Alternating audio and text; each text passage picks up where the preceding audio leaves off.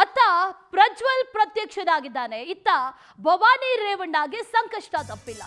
ನಿರೀಕ್ಷಣಾ ಜಾಮೀನಿಗೆ ಕೋರಿ ಅರ್ಜಿಯನ್ನ ಸಲ್ಲಿಸಿದ್ದಾರೆ ಭವಾನಿ ರೇವಣ್ಣ. ಇವತ್ತು ಬೆಂಗಳೂರು ಸೆಷನ್ಸ್ ಕೋರ್ಟ್ ನಲ್ಲಿ ಬೇಲ್ ಅರ್ಜಿ ವಿಚಾರಣೆ ನಡೆಯುತ್ತೆ. ಕಿಡ್ನಾಪ್ ಕೇಸ್ನಲ್ಲಿ ಭವಾನಿ ರೇವಣ್ಣ ಹೆಸರು ಕೇಳಿ ಬಂದಿತ್ತು. ಬಂಧನದ ಭೀತಿ ಈಗ ಎದುರಾಗಿದೆ. ಸಂತ್ರಸ್ತ ಮಹಿಳೆ ಕಿಡ್ನಾಪ್ ಮಾಡಿ ಒತ್ತಾಯದಿಂದ ಹೇಳಿಕೆಯನ್ನ ಸ್ಟೇಟ್ಮೆಂಟ್ ಅನ್ನ ರೆಕಾರ್ಡ್ ಮಾಡಿಕೊಂಡ್ರು, ವಿಡಿಯೋ ಮಾಡಿಕೊಂಡ್ರು. ಭವಾನಿ ರೇವಣ್ಣ ಹೇಳಿದ್ರು ಅನ್ನುವಂತ ಮಾತನ್ನ ಖುದ್ದು ಆ ಸಂತ್ರಸ್ತೆನೇ ಹೇಳಿದ್ದಾಳೆ. ಸಂತ್ರಸ್ತೆಗೆ ಬೆದರಿಕೆ ಹಾಕಿ ಸುಳ್ಳು ಹೇಳಿ ವಿಡಿಯೋವನ್ನ ಮಾಡಿಸಿದ್ರು.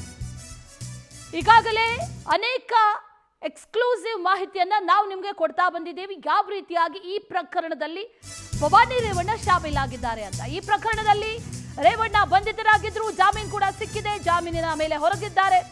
ಮತ್ತೊಬ್ಬ ಆರೋಪಿ ಸತೀಶ್ ಬಾಬಣ್ಣ ಇನ್ನೂ ಕೂಡ ಜೈಲಿನಲ್ಲಿದ್ದಾನೆ.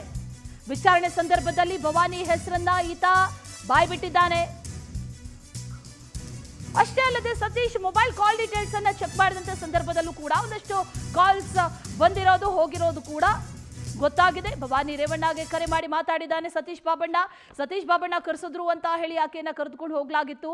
ಆ ನಂತರ ಆಕೆಯಿಂದ ಬೆದರಿಕೆಯನ್ನ ಒಡ್ಡಿ ತಪ್ಪು ಮಾಹಿತಿಯನ್ನ ಕೊಟ್ಟು ಸುಳ್ಳಾಗಿ ಒಂದು ಸ್ಟೇಟ್ಮೆಂಟ್ ವಿಡಿಯೋವನ್ನ ಕೂಡ ಮಾಡಿಸ್ಕೊಳ್ಳಲಾಗಿತ್ತು.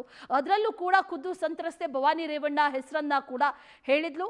ಈ ಪ್ರಕರಣಕ್ಕೆ ಸಂಬಂಧಪಟ್ಟಂತೆ ಇವತ್ತು ಸೆಷನ್ಸ್ ಕೋರ್ಟ್ನಲ್ಲಿ ಬೇಲ್ ಅರ್ಜಿ ವಿಚಾರಣೆ ನಡೆಯುತ್ತೆ.